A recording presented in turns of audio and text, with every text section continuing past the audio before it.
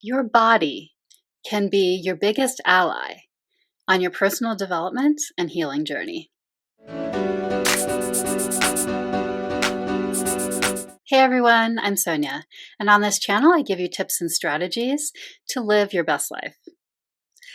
So let's talk about the body a little bit. It's something that came to me pretty late in my personal development journey. Early on, I was quite dissociated, and then it just took me a while to find practices and I guess to dig into things that were, I was having reactions in the body, but if you don't pay attention to them, then you can avoid them.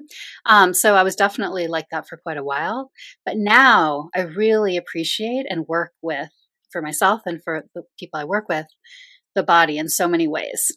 So I'm going to talk about a little bit of that today, but I want to frame it with this idea that the body is your ally and is helpful to you.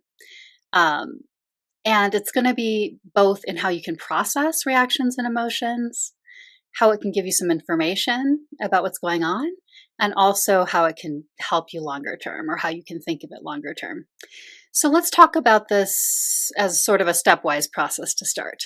So sometimes the trickiest aspect is actually feeling a reaction in your body, catching that in the first place. And so that would be the beginning, right? The beginning is we're in a situation, or maybe it's just coming up on its own, but it's often in reaction to something. And we notice we're having a reaction.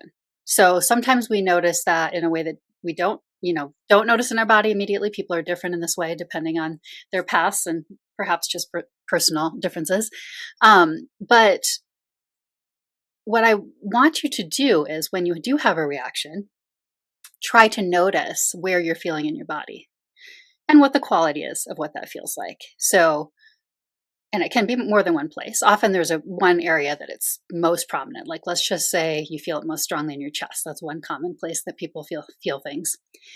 And so maybe you notice that you're feeling in your chest suddenly like a frozen cold feeling. So you can really do this out of order, I want to say also, because it depends a little too on how much time you have. This doesn't necessarily take very long, but if you feel like you're right in the middle of talking to people or something, you might want to do something like a couple of my suggestions I'll give later, like breathing into it just a little right there, and then hopefully you can access it later again and go back in to explore it further. But if you're able to take a few minutes to explore, the next thing I would want you to do is just to go in with sort of an inner questioning stance. So you're going to ask it, what are you trying to tell me? And it's not so important the words, it's more that like curious stance towards it. And not having any expectations for what will arise. You're not necessarily going to get words. Maybe you will. Maybe it'll be an image. Maybe it'll be a feeling. Maybe you'll suddenly have a memory that pops up, and maybe you understand what that is right away, and maybe you don't. But the point is just to see if it has something to offer you in the moment. Because often this is a way that people connect to memories of something that is why they're having the reaction, for example. And, maybe it doesn't happen right away, but if you keep doing this, often over time, you will for sure get some kind of information. And for people, of course, who like to journal or contemplate, you can do that further with us at a different time or at the same time. But it's not necessary. It just depends on whether that's something you like to do or not. But still, taking this questioning and curious stance is that second step after noticing where in your body you're feeling the reaction or emotion and what its qualities are. So that was number one. And then number two, questioning, curious stance. And so the next thing you're going to do is release, work with, or transform what you're feeling. And I want to be clear here that there's no right thing to do here. Honestly, just the foundation of accepting what you're feeling, allowing it, is the most important thing. So you wouldn't really technically have to do anything other than just being with it a little bit like that for a little while, paying a little attention to it, giving it a little attention. But if you want to do something further, you can work with it.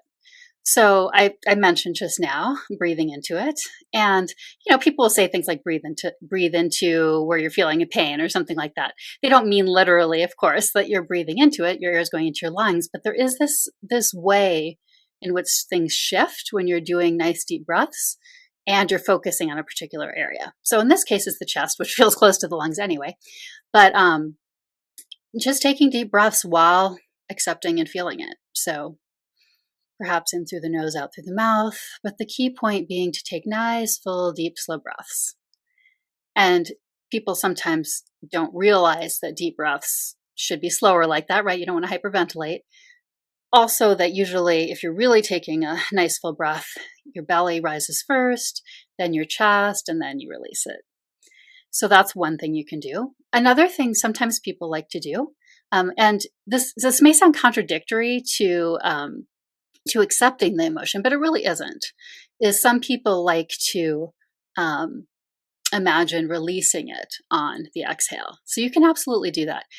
Breathing in, whatever, if you want to do some sort of feeling for breathing in, like freedom or release, or, I guess freedom would be good for if you're doing release, but it could be something else too. Then on the exhale, the idea is that you're sort of imagining, but in a sort of sensory way, that it's releasing or pouring out of your body. And again, this doesn't have to not be acceptance, because the key is it's okay if you're still feeling it there. Maybe you're imagining that and otherwise it's feeling just the same. Maybe it does lighten a little, but it doesn't necessarily have to. But it can still be a nice processing feel to have it move like that. So perhaps think of it almost like you're moving it rather than simply releasing it, because we don't want to think of release as pushing it away in any way. Okay. So another thing you can do is imagine the opposite in a sensory way. So I said in this case it was cold. So if it had a cold sensation, a cold sort of solid sensation, you could imagine warming it in some way. The idea being here, again, you're not forcing it. So you want to think of it almost like soothing it, because you want to be gentle with it. So maybe you're imagining that you're rubbing a warm washcloth on it, or you're just putting a warm hand on it. Or let's say it's the opposite. Let's say it's a hot sensation. Maybe you imagine a cool breeze or a cool fan blowing on it. So it's just this idea of imagining the opposite as a way of processing and working with whatever the sensation is. And you can get really creative here. There's no right or wrong. I mean, those are kind of obvious examples when I'm talking about hot and cold, but just see. I mean, you can move it around, do things with it. You can come up with very complex imaginary scenes if that's what's coming to you. Just trust what's coming to you, depending on what you're feeling.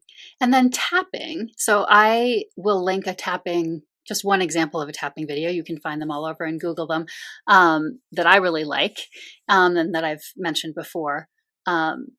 Tapping is a way where you tap on certain, I don't want to do the whole demonstration here, so that's why I'd rather you look at the other video, but it's a way of accepting and processing things by tapping on certain points in your body while saying statements to the effect of, even though I feel, so let's say I would say, even though I feel all this tightness in my chest, or I could use, if let's say I knew it was anger, I could say, because I'm so angry, or even though I'm feeling all this anger in my chest, I unconditionally love and accept myself. So it's an acceptance practice at the same time as it's a processing practice. And it's very physical with that tapping, and with the tapping in the different points. So it really is a nice one to do if you want kind of a nice full practice. And like I said, I don't want to go through it here, so I'm just going to link an example to you. And I encourage you to explore other channels that have tapping as part of what they offer. All right, so that gives you just some examples of what you can do to process. Some things you could do, like I said, while you're in the middle of a conversation with someone. Some you might want to take more time with, or be on your own for. Really, there's no right or wrong. And like I said, the foundation really is the noticing and the accepting and the allowing, right? That you actually allow yourself to feel it rather than avoiding the feeling or not noticing it, not giving it any attention, that kind of thing, which is essentially what suppressing is, right? And so what's great is over the longer term, so besides this helping with the reactions, often reactions over time will lessen because of this. And it's partly, it's kind of partly because we sort of automatically do some of these some of these processings immediately now while we're doing them, once we get used to doing that. But over time, I think just in general too, it's because we have processed through them that they lessen. So that's great in and of itself.